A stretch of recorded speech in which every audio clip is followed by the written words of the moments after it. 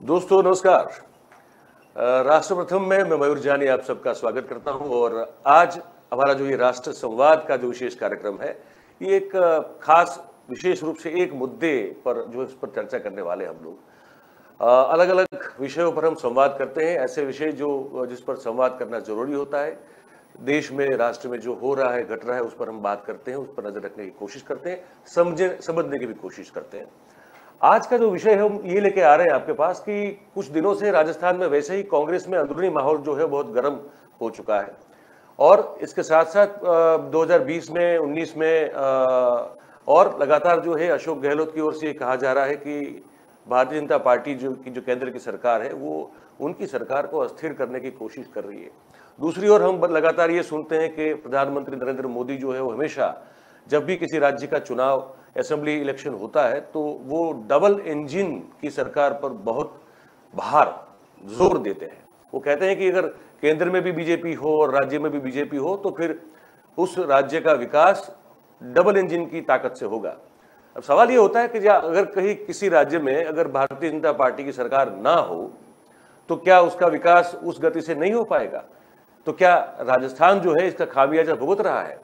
और साथ में यह भी समझना है हमको कि क्या राजस्थान में चाहे कांग्रेस हो या भारतीय जनता पार्टी हो, वहां आंतरिक स्थिति जो है उन दोनों पार्टियों में किस तरह की है, क्योंकि वहां भी चुनाव तो अगले साल आने वाला है। इस मुद्दे पर हमने संवाद करने के लिए राजस्थान को बहुत अच्छी तरह से समझने वाले एक आर्थिक बाबतों की भी बहुत विशेष रूप से गंभीर रूप से इसको रिपोर्ट करने वाले बहुत वरिष्ठ पत्रकार, साथ में राजनीति को करीब से देखने वाले वरिष्ठ पत्रकार और राजनीतिक विशेषज्ञ अनिल शर्मा जी को हमने आज न्योता दिया है हमारे साथ संवाद करने के लिए, तो हम इनका बहुत बहुत स्वागत करते हैं। शर्मा जी आप जुड़े, आपने वक्त निकाला, बहुत बहुत धन्यवाद आपका। आपने जैसे मैंने अभी प्रस्तावना रखी है आपने सुनी उसको। दो तीन मुद्दे हैं सर। अब पहला ये है कि ये जो डबल इंजन है ये अगर नहीं होगा कहीं तो क्या आप ये मान के चले कि उस राज्य का विकास उतना नहीं होगा? तो क्या राजस्थान को उसका कोई फल भुगतना पड़ रहा है क्या? सर देखिए, डबल इंजन सरकार बोले या ये बोले, जब बीजेपी की सरकार नहीं है जिस स्टेट के अंदर, जैसे राजस्थान है या छत्तीसगढ़ है या कोई और स्टेट है, पंजाब है, जहां पे इनकी सरकार नहीं है वहां पे कहीं ना कहीं टैक्स कलेक्शन की, जीएसटी कलेक्शन की बात आती है। इन सब स्टेट्स का ही कहना था। आपको पता होगा कि जब पंजाब में चुनाव हुए उससे पहले अमरिंदर सिंह जी की सरकार थी, चन्नी बाद में आए, उस टाइम भी ये बात उठी थी कि जो जीएसटी का पैसा है वो डिलेड मिलता है, वो कभी कम मिलता है कभी ज्यादा मिलता है, पर पूरा टाइम पे नहीं मिलता और पूरा नहीं मिलता। उसका खामियाजा तो उठाना ही उठाना पड़ता है सर, आप मान के चलें उसका खामियाजा उठाना पड़ता है। पर हाँ, ये मैं बोलूंगा कि गहलोत ने इकोनॉमी को जो मैनेज करा राजस्थान में, वो शायद उनका मैनेजमेंट औरों से बेटर रहा और उसकी वजह से कई स्कीम्स नई लॉन्च हुई जिसका बेनिफिट लोगों को वेलफेयर में मिल रहा है। पर हाँ, खामियाजा उठाना पड़ता है, इसमें कोई शक नहीं है। जीएसटी मिलता है या तो डिलेड मिलता है या वो कम मिलता है या वो इंस्टॉलमेंट्स में मिलता है, जब सरकार को चाहिए होता है तब नहीं मिलता। आपको याद होगा कोरोना का पीरियड था, उस टाइम जीएसटी कलेक्ट जो इनको लोगों को मिला स्टेट्स को, वो काफी डिलेड मिला और कई स्टेट से इसको लेटर भी लिखे थे। उसमें से एक स्टेट राजस्थान भी था जिसने डिमांड करी थी कि हमारा पैसा 2 साल से 3 साल से ड्यू है। अगर आज की तारीख में आप देखिए, कई हजार करोड़ रुपया गवर्नमेंट पे ड्यू होगा राजस्थान का। उस वजूद मेरा मानना अशोक गहलोत को, कि मैं उनको एक शब्द जरूर यूज करता हूं, बड़े एस्ट्यूट पॉलिटिशियन है, बड़े एस्ट्यूट। उन्होंने इसको बड़ा ढंग से मैनेज करा और कोरोना का पीरियड मैं मानता हूं राजस्थान से मैनेज करा, वो काफी काबिले तारीफ था और इसकी तारीफ प्रधानमंत्री को भी अपनी स्पीचेस में करनी पड़ी। तो खामियाजा तो भुगतना पड़ता है। डबल इंजन की सरकार की आप बात करते हैं, खामियाजा भुगतना पड़ता है।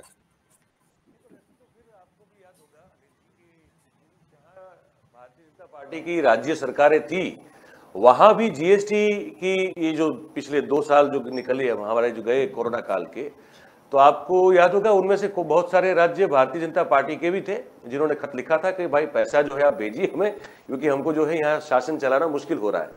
तो फिर खैर, पर ये तो इनके पास हर एक चीज की अपनी अपनी एक बड़ी सुंदर तरह से वो हर चीज को टाल देते हैं कि, और कारण उनके पास बहुत उस तरह के होते हैं कि उसको ग्लोरीफाई कर सकते हैं। पर सर मुझे ये भी समझना है कि राजस्थान में अगर पर्टिकुलरली अगर राजस्थान की बात करें हम लोग, तो एक तो जैसे कहा जीएसटी बहुत बड़ा हिस्सा है जो स्टेट को मिलता है, उसके आधार पर स्टेट जो है अपनी योजनाएं और काम करता है। उसके अलावा सर और क्या क्या चीजें होती है दर्शकों के लिए जानकारी के लिए कि जो केंद्र से मिलती है तभी स्टेट जो है कुछ कर पाता है, जो केंद्र पर पूर्ण रूप से निर्भर है जीएसटी के साथ साथ? जीएसटी के साथ साथ अगर आप देखें तो रोड सेक्टर, नेशनल हाईवे और किसका सब्जेक्ट है सर? नेशनल हाईवे सब्जेक्ट है स्टेट, सेंट्रल गवर्नमेंट का। स्टेट उसमें पार्टिसिपेट करता है सेंट्रल गवर्नमेंट का। पर मेरा मानना ये है सर कि एक डिपार्टमेंट शायद बीजेपी का सबसे अच्छा काम करता है, गडकरी जी का national highway authority of India, और उसकी वजह से राजस्थान में नेशनल हाईवे के अंदर काम हुआ। मैं ये नहीं कहूंगा कि बीजेपी ने काम नहीं करा, बीजेपी ने काम करा with the support of state government, जो एक्विजिशन और ये सब स्टेट करता है। और इसके अलावा माइनिंग के अंदर स्टेट का भी रेवेन्यू होता है और सेंटर से भी रेवेन्यू होता है, और स्टेट ने रेवेन्यू के अंदर रिकॉर्ड तोड़ा और स्टेट ने माइनिंग से पैसा काफी अच्छा कमाया। टैक्सेशन की अगर अपन बात करें तो मेजॉरिटी आप जानते हैं आजकल जीएसटी कलेक्शन के थ्रू ही होता है, और कोई स्टेट के पास कोई रेवेन्यू सोर्सेज है नहीं, बहुत छोटे छोटे रेवेन्यू सोर्सेज होते हैं। अगर आप देखें तो वो छोटे रेवेन्यू सोर्सेज में स्टेट के अपने लेवल पे क्या कर सकता है? आपको मेन चीजें मैंने बताई, मेन चीजें जो टैक्सेशन की हैं, उस टैक्सेशन के अंदर राजस्थान का खुद का परफॉर्मेंस जो है, जो स्टेट कलेक्शन ऑफ टैक्सेस होता है, उसमें राजस्थान का काफी अच्छा रहा।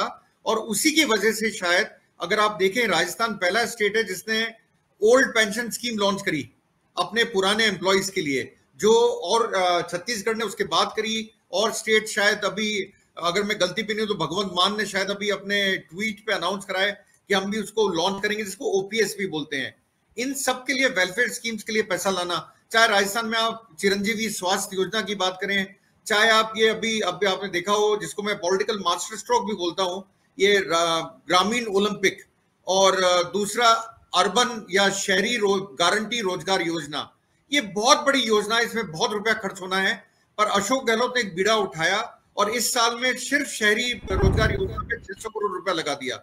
मेरा मानना है कि ये गेम चेंजर है सर। अगर आप देखें तो अगर गहलोत साहब इसको ढंग से खेल पाए और ढंग से कर पाए, 100 दिन का रोजगार शहरी योजना किसी भी स्टेट में नहीं है, ये पहला स्टेट बना है। कि अभी तक मैंने महात्मा गांधी नरेगा देखा जिसमें गांव में लोगों को रोजगार मिलता था, ये पहली बार है जब वो गारंटी दे रहे हैं 100 दिन रोजगार की शहरों में।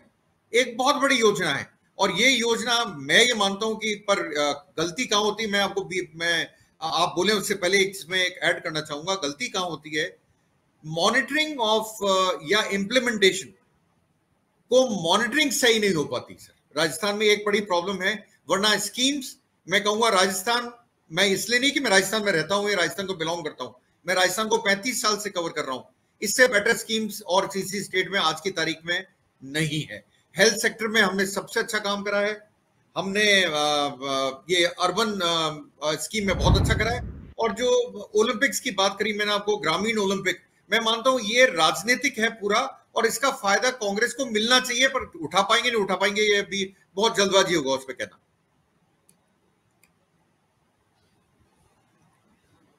Yes sir. अब ये एक तो हो गया कि हम बात कर रहे हैं कि केंद्र की ओर से जो फिनेंशियल जो उनको राज्य का हिस्सा है वो टाइम पे मिलना चाहिए, वो सब सपोर्ट मिलना चाहिए, ताकि वो फिर डबल इंजन के लिए जो फिर वो प्रेजुडाइज देखने को मिलता है वो न हो।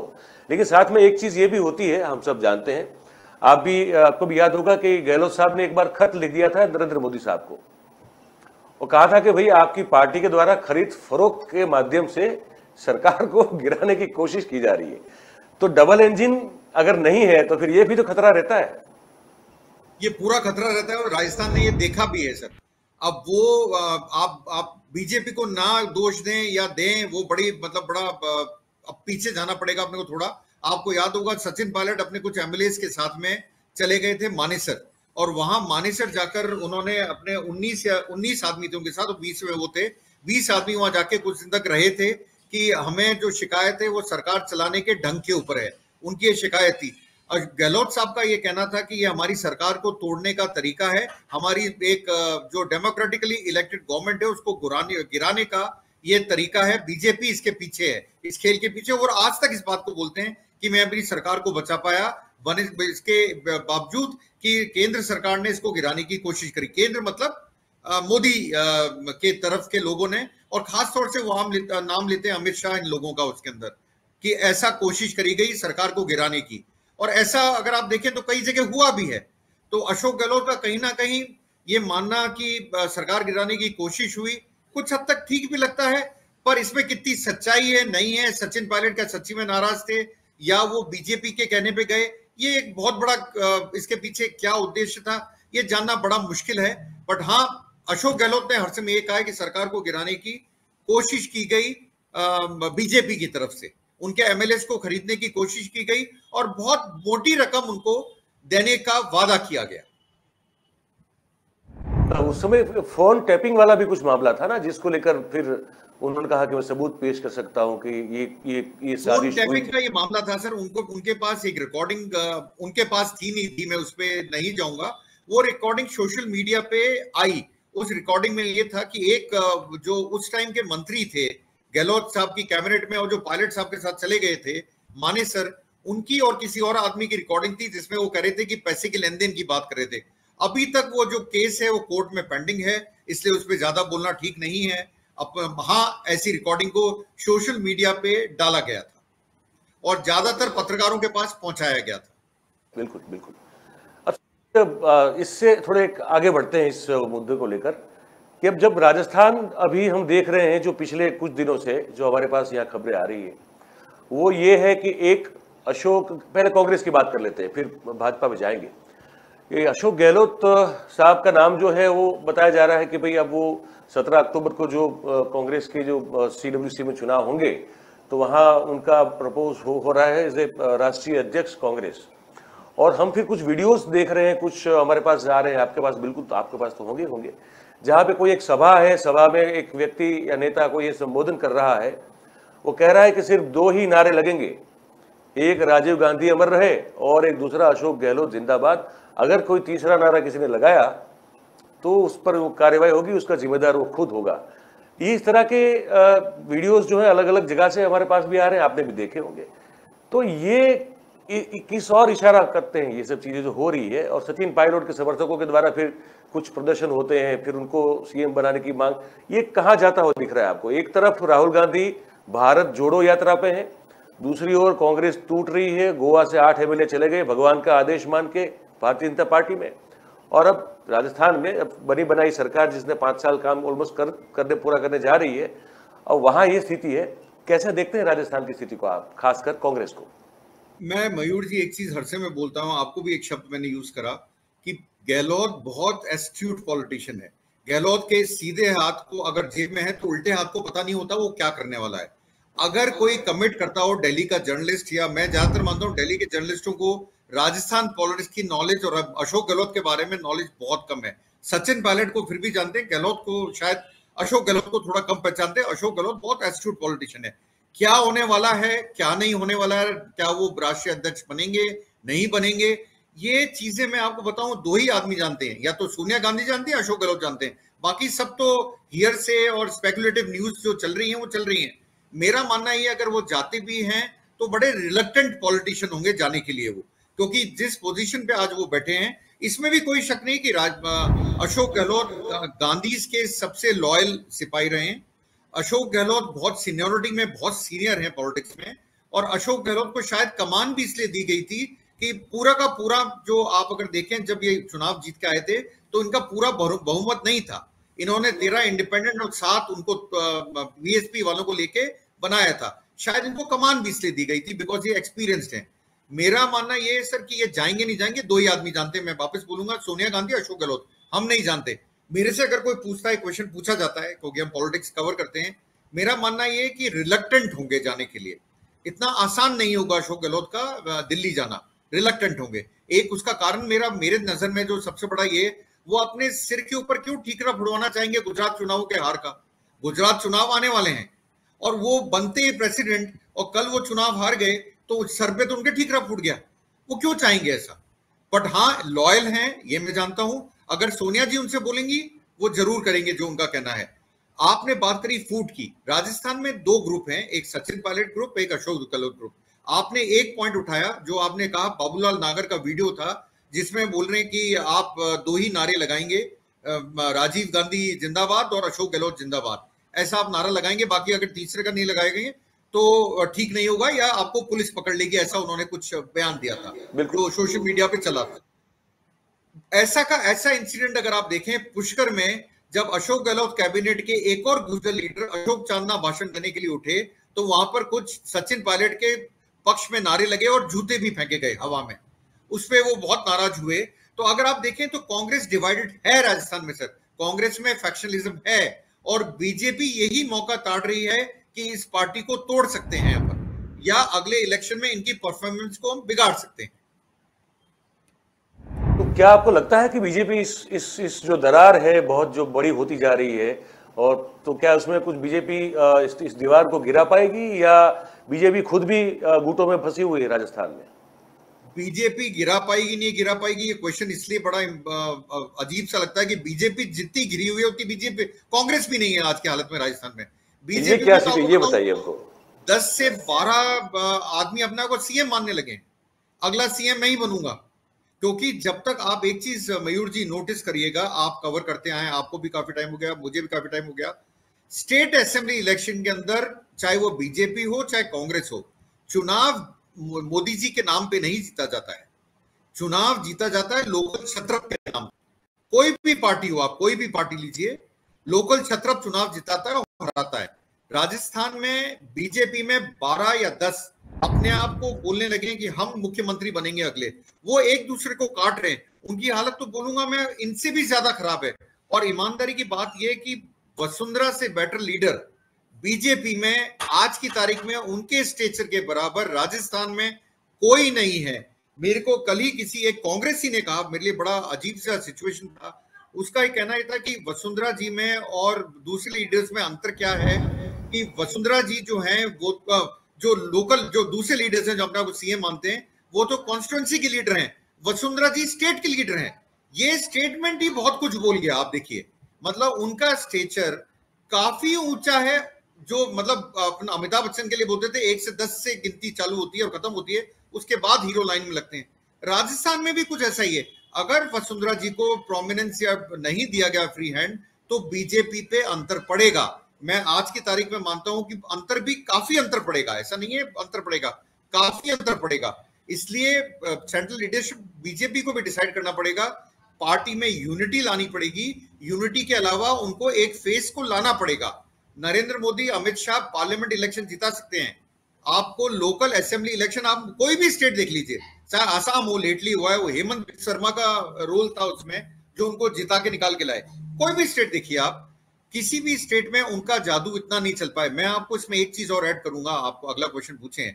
लास्ट इलेक्शन जो हुए थे राजस्थान में, उस इलेक्शन के अंदर, असेंबली इलेक्शन के अंदर जो 2018 में हुए थे, अगर आप सीट देखें, जो बीजेपी की सीट आई थी जहां पर अमित शाह और नरेंद्र मोदी भाषण देने गए थे या योगी आदित्यनाथ गए थे, उनका स्ट्राइक रेट अगर आप देखें वो वसुंधरा राजे से कम था। वसुंधरा जी जहां जहां कैंपेन करने गई वहां पे कैंडिडेट ज्यादा जीते। स्ट्राइक रेट से मेरा मतलब ये, जहां जहां नरेंद्र मोदी या अमित शाह या योगी आदित्यनाथ गए वहां पे स्ट्राइक रेट उनकी कम थी, जबकि नारे लगे थे वसुंधरा तेरी खैर नहीं, ये नारे लगे थे चुनाव में। पर अल्टीमेटली आप रिजल्ट देखें तो आपको पता लगेगा कि वसुंधरा की पॉपुलैरिटी इन सारे नेताओं से, मतलब मैं नरेंद्र मोदी और अमित शाह की बात नहीं कर रहा हूं, मैं लोकल लीडरशिप की बात कर रहा हूं, उसमें उन लोगों से बहुत अंतर है। उनका स्टेचर इनसे बहुत बड़ा है। जैसे ही मैं अब वापस कंपैरिजन अपन करते हैं, कांग्रेस में आते हैं वापस, अशोक गहलोत की जो मास अपील राजस्थान में है वो उनकी बहुत ज्यादा है in comparison to other leaders, बहुत ज्यादा है, इसमें कोई शक नहीं है। जब वो सीएम नहीं थे, मुझे याद पड़ता है उनके घर पे जितनी भीड़ पड़ा करती थी, वो देख के मुझे लगता था ये आदमी सीएम है। मतलब इतना इतना रश होता था उनके यहाँ पे, इतना उनका रेस्पेक्ट है। और उनका साथ सबसे बड़ी बात क्या, आपने कांग्रेस प्रेसिडेंट की बात करी मेरे से, Ashok Gehlot sorry, cutting across party lines is a respected leader in all the parties. मैंने कभी मोदी जी से उनके बारे में बुराई नहीं सुनी, मैंने नहीं सुनी, मतलब ईमानदारी की बात कर रहा हूं। अमित शाह जरूर करते होंगे, पर मोदी जी ने ज्यादातर उनकी बुराई नहीं करी है कभी भी किसी प्लेटफॉर्म पे आकर, क्योंकि वो भी ओबीसी हैं, ओबीसी में उनका भी बहुत बड़ा नाम है, अच्छे लीडर हैं, रेस्पेक्टेड हैं, एस्ट्यूट हैं, बहुत एस्ट्यूट पॉलिटिशियन, बहुत स्ट्रॉन्ग एस्ट्यूट है। और मैंने आपसे बोला दायां हाथ क्या कर रहा है, बायां हाथ को पता नहीं होता उनके, तो आप क्या जानेंगे उनके बारे में। याद है, मैं परिचय उनका, मुझे इसलिए मैं आपकी बात से बहुत हद तक मतलब एक पूरी तरह सहमत इसलिए हूँ क्योंकि वो जब 2017 में गुजरात चुनाव के प्रभारी बनाए गए थे उनको, तो मैं बड़े करीब से उनके साथ मिलने जुलने का, बातचीत करने का, और एक बड़े लंबे अरसे तक वो मौका रहा। मैं जब भास्कर के लिए मैं वहाँ का पॉलिटिकल एडिटर था, तो मैं मिलता था जब उनको, तो मुझे बहुत बड़ा फर्क नजर आता था उनमें और बाकी और नेताओं में। और आपको याद होगा शंकर सिंह वाघेला उस समय जो है वो कांग्रेस में ही थे और लीडर ऑफ ऑपोजिशन थे वहां पे, और उन्होंने कुछ राग अपना जो है अलग से छेड़ दिया था, और वो चाहते थे कि हाईकमांड जो उनकी बातों को माने। अहमद पटेल भी तब जीवित थे, और अशोक जी जो है वो गुजरात बिल्कुल अपना डेरा जमा के बैठे हुए थे।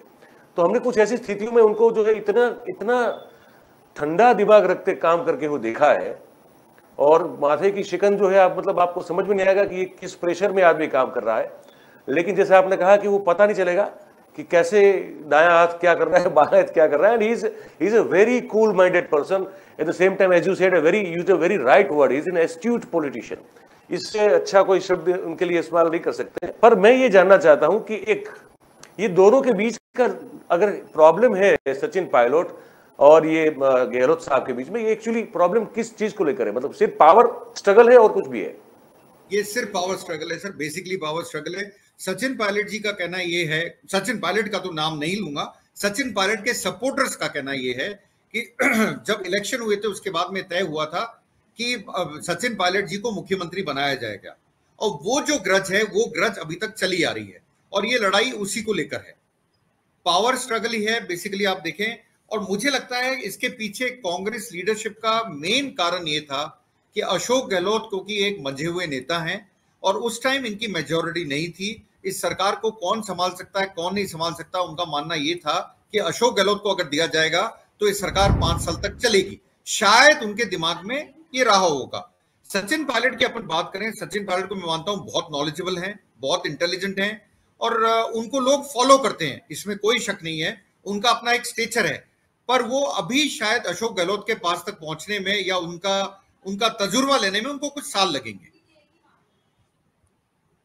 था जब मध्य प्रदेश में भी कमलनाथ को कमान सौंपी गई थी, ज्योतिरादित्य सिंधिया के को साहब बाजू में रखे, वही मतलब कि अगर सरकार ठीक से चलानी है, क्योंकि वहां भी अंतर बहुत कम था, वहां भी इतना कोई बड़ा अंतर तो था नहीं भाजपा और कांग्रेस के बीच में सीटों को लेकर। तो मुझे लगता है कि ये शायद यही कारण रहा, पर वहां सफल हो पाई भाजपा, यहाँ शायद नहीं हो पाई। पर एक आखिर में मुझे आपसे एक सवाल पूछना है शर्मा जी, वो ये है कि अब क्योंकि 23 में चुनाव होने हैं, ठीक है, गुजरात का तो 22 दिसंबर में हो जाएगा, अब वहाँ 23 में चुनाव होने हैं। मैं फिर वो मुद्दा नहीं छेड़ूंगा कि राष्ट्रीय अध्यक्ष बनेंगे नहीं बनेंगे, वो देखेंगे। आपकी बात बिल्कुल सही है कि वो एंड तक मुझे लगता है शायद वो सिर्फ देखना ही ठीक रहेगा, उसमें कोई स्पेकुलेशन अभी करना ठीक नहीं होगा। पर आज की स्थिति में अगर आप जहां बैठे हैं, अभी की स्थिति में अगर आप राजस्थान की बात करें, तो आपको इस प्रदेश में किसका पलड़ा भारी लग रहा है? आज की अगर आप बात करें, अगर बीजेपी में फैक्शनलिज्म कम हो जाए, कर्टेल हो जाए या खत्म हो जाए, तो मुझे लगता है बीजेपी के नंबर ज्यादा होंगे। कितने ज्यादा होंगे बड़ा मुश्किल है बताना, पर हाँ ज्यादा होंगे अगर फैक्शनलिज्म नहीं रहता है। दूसरा पॉइंट, ये कांग्रेस भी मानेगी, चाहे मेरी वो कितनी भी बुराई करें, वसुंधरा को अगर वो आगे नहीं रखते हैं तो कांग्रेस के लिए लड़ाई आसान होगी। आज की तारीख में मैं बोलूंगा 50% पे चलूंगा मैं, 50% to Congress and 50% to BJP. दो छोटे सवाल निकले, जल्दी पूछ लेता हूं। एक, अगर कांग्रेस की सरकार ने अच्छा काम किया है तो फिर उसको ज्यादा मार्क क्यों नहीं मिल रहे हैं आपकी ओर से? सर मैं फिर वो आऊंगा, पोलराइजेशन बहुत बड़ा इंपैक्ट डालता है, और अगर पोलराइजेशन में क्या इंपैक्ट आता है क्या नहीं आता है। राजस्थान ने अभी, अगर आपने देखा हो, थोड़े दिन पहले ही कुछ दंगे भी देखे हैं। एक उदयपुर में कन्हैयालाल आदमी का मर्डर भी देखा है। जोधपुर जहां पे कभी दंगे नहीं हुए वहां पे भी दंगे देखे हैं। तो इलेक्शन से पहले ये चीजें होती रहेंगी। इसका बेनिफिट कौन लेगा, ये अब मैं इस पे आगे कमेंट करूंगा नहीं, कि आप मेरे से ज्यादा समझते हैं। और आखिरी एक सवाल है कि वसुंधरा राजे का स्टेचर अभी भी, हालांकि सुनने में आता है कि बहुत मतलब वो ग्रास रूट पे लोगों को मिलती नहीं है या इतनी बाहर नहीं निकलती है, ऐसा हम तो सुनते हैं, क्योंकि हम तो राजस्थान में ग्राउंड पे रिपोर्टिंग नहीं कर रहे, लेकिन आप वहीं से हैं, तो अगर एक चीज समझनी है कि वसुंधरा जी का इतना अभी भी जो इतना बड़ा कद और क्लाउड जो है वो किस वजह से है? मैं आपको बताता हूं, वसुंधरा जी काफी कुछ चेंज हो गई हैं। आपने बिल्कुल सही कहा, शायद जो इससे पहले वाला टेन्योर था उसमें आपकी बात बिल्कुल सही थी कि वसुंधरा जी नहीं मिलती थी। आज की तारीख में वसुंधरा जी हो गई है कुछ कुछ जो अशोक गहलोत हैं, और अशोक गहलोत कुछ कुछ हो गए जो वसुंधरा है। मैं इसको ऐसे पुटअप करूंगा, वसुंधरा जी ग्रास रूट, हाँ जी, ग्रास रूट पे जाके लोगों से मिल भी रही हैं, फीडबैक भी ले रही हैं, बात भी कर रही हैं, और उनका जो स्टाइल ऑफ फंक्शनिंग है बहुत अंतर है पहले से। अगर आप बात करें तो बहुत अंतर प्रतीत होता है, इसलिए वो अपने आप का स्टेचर जो है वो बहुत कारिश्मा बोलूंगा, उनका जो कारिश्मा है वो बहुत बड़ा बढ़ गया। अगर आप लेटली फोटो देखेंगे, फोटोग्राफ्स देखेंगे, फोटो कभी झूठ नहीं बोलते। अब इसको बोला जाता था पहले, आजकल सोशल मीडिया पे तो कुछ भी होने लग गया। पहले ये कहा जाता था पिक्चर कभी झूठ नहीं बोलता। पिक्चर के अंदर अगर आप देखेंगे, उन्होंने जितनी भी जगह गई, या उन्होंने अपनी बर्थडे बनाई, या उन्होंने अभी जोधपुर गई थी, जो रश उन्होंने जो लोगों को अट्रैक्ट करा वो अमेजिंग था। मैं उसको अमेजिंग वर्ड यूज करूंगा। इसीलिए मैं बार बार कह रहा हूं कि अगर बीजेपी इस कार्ड को अच्छी तरह नहीं खेल पाई तो बीजेपी को भी इसका खामियाजा अगले चुनाव में उठाना पड़ सकता है। गजेंद्र सिंह शेखावत और बहुत सारे लोग हैं जैसे आप कह रहे हैं वहां पे। मैं इनको सबको बोलता हूं, इनका स्टेचर उस लेवल का नहीं है जिस लेवल का स्टेचर मैडम वसुंधरा का है। अभी उस कद तक पहुंचने में टाइम लगेगा। मैं ये कभी नहीं कहता कि कोई आदमी नहीं पहुंच सकता, पहुंच सकते हैं, पर उसमें टाइम लगेगा। बीजेपी के पास अब 1 साल बचा है, नवंबर दिसंबर में चुनाव है अगले। नवंबर दिसंबर तक आप कैसे खींचोगे गाड़ी को? आप अपने आप में टूटे पड़े हो, किसी ने किसी को बुके पकड़ा दिया, उसका फोटो लग गया तो दूसरा आदमी उसको फोन करके कहता है अच्छा तू वहां गया था, अब तू मेरे से टिकट ले लेना। ये तो बीजेपी की हालत है आज की तारीख में। तो सबसे बड़ी एक मुश्किल ये है ना वसुंधरा जी के लिए कि वो अमित शाह साहब या नरेंद्र मोदी साहब के दरबार में झुक के नहीं जाती है। ये एक उनको बड़ी तकलीफ होती है उनसे, वसुंधरा जी से। ये प्रॉब्लम रहती है उन लोगों को। नहीं, ये बात सही है सर, पर अल्टीमेटली मैं मानता हूं कि आदमी को कोई भी पार्टी चुनाव हारना पसंद नहीं करती है। ये बड़ी, और बीजेपी जो कि चुनाव हार के भी अपनी सरकार बना लेती है, तो वहां पर वो क्या हार को बर्दाश्त करेंगे? मेरा एक क्वेश्चन है, क्या वो हार को बर्दाश्त करेंगे? क्या वो 50% पे रहेंगे? मैं आपसे कह रहा हूं आज की हालत में कांग्रेस और बीजेपी मेरे को बराबर नजर आते हैं। पर अगर आप बाय इलेक्शन रिजल्ट देखें तो मेरे लिए बड़ा सरप्राइजिंग है कि 2 जगह बाय इलेक्शन हुए थे अभी रिसेंटली। उन 2 जगहों में आप देखें तो एक जगह बीजेपी तीसरे नंबर पर आई और दूसरी जगह बीजेपी चौथे नंबर पर आई। इससे ज्यादा बुरी फजीयत बीजेपी की हिस्ट्री में राजस्थान में नहीं हुई। आप तीसरे चौथे नंबर पे 2 पार्टी सिस्टम में, जहां सिर्फ 2 पार्टी है। शर्मा जी, अब समय तो पूरा हो ही रहा है, लेकिन एक आखिरी सवाल पूछने की लालच में रोक नहीं पा रहा हूं। बीजेपी अगर लड़ेगी इस चुनाव में, क्या मुद्दे क्या रहेंगे? मैं एंटी इंक्यूमेंसी ऑब्वियसली एक मुद्दा रहता है, पर वो मुद्दा मैं मानता हूं कि गौण है। गौण इसलिए है कि अशोक गहलोत शायद उसको थोड़ा बहुत बीट कर पाए। अगर आप गांव में जाएंगे या आप शहरों की तरफ जाएंगे, अर्बन एरियाज में मानता हूं बीजेपी अभी भी स्ट्रांग है। रूरल बेल्ट में बीजेपी कमजोर है, कमजोर तो नहीं बोलूंगा, हाँ, बट उनको थोड़ा अपने आप को कैंपेन अच्छी करनी पड़ेगी। उनको आपके मुद्दे बनाने पड़ेंगे, उठाने पड़ेंगे, और बड़े मुद्दे उठाने पड़ेंगे। लॉ एंड ऑर्डर बहुत बड़ा मुद्दा है। दूसरा मुद्दा है जो अभी लंपी स्किन डिजीज गायों पे चल रही है, ये बहुत बड़ा मुद्दा है। हाँ, बहुत हालत खराब है, कई गाय मर रही है। इनको कैसे प्ले करते हैं, कैसे इसका फायदा उठाते हैं, ये बीजेपी पे सब। अगर बीजेपी मेरे से पूछे कि तो मैं चार्जेस लूंगा इसके। नहीं, बात सही है आपकी। तो कुल मिला के ये है कि अभी कोशिश हर जगह की जा रही है कि डबल इंजन बन जाए। हालांकि वास्तविकता ये है कि डबल इंजन कितनी भी आप जैसे कह रहे थे कि जहां हारकर भी सरकार बनाने की कोशिश उनकी होती है, लेकिन ये हर जगह नहीं हो पा रहा। एक चीज मैं ऐड करना चाहूंगा बीच में, सॉरी मैं टाइम ले रहा हूँ। अशोक, मैं जहां भी जा रहा हूं वहां एक चीज सुनने को आ रही है कि अशोक गहलोत से जनता नाराज नहीं है, जनता नाराज है उनके मंत्रियों से। अच्छा, जनता खुश है अशोक गहलोत से। तो ये बड़ी अजीब सी बात है। कांग्रेस को भी अपने जो सीटों का जब टिकट बांटेंगे तो ये ध्यान रखना पड़ेगा कि एमएलए और मिनिस्टर्स के अगेंस्ट एंटी इंक्यूमेंसी है, ऐसा नहीं है, नहीं है। पर अशोक गहलोत के अगेंस्ट नहीं है। हाँ, उनके रघु शर्मा जी आपके जो कैबिनेट मिनिस्टर थे, वो गुजरात में प्रभारी बन के आए। हमने उनका हालचाल, तौर तरीका, रहन सहन, रीत भात देखा हमने। ये जागीरदार हैं, मतलब उन्होंने हालत इतना अपमानित किया कांग्रेस के वहाँ के नेताओं को। पर अब ठीक है सर, समय हमारा बहुत अब पूरा होने की तैयारी में है, तो पर हम लोग आपसे संवाद करते रहेंगे, बातचीत हम लोग। शर्मा जी आप आए हैं, बहुत अच्छा लगा। बहुत अंदर की बात जो है राजस्थान की राजनीति को लेकर हमको समझ में आई, और दर्शकों को भी ये बात, हमारी बात जो है उन तक पहुंची। आप हमारे साथ जुड़े अनिल जी, बहुत बहुत धन्यवाद आपका। और फिर से आपसे मुलाकात होगी, ये उम्मीद है। और दर्शकों, आज राष्ट्र संवाद में हम आज संवाद को यहीं समाप्त करते हैं।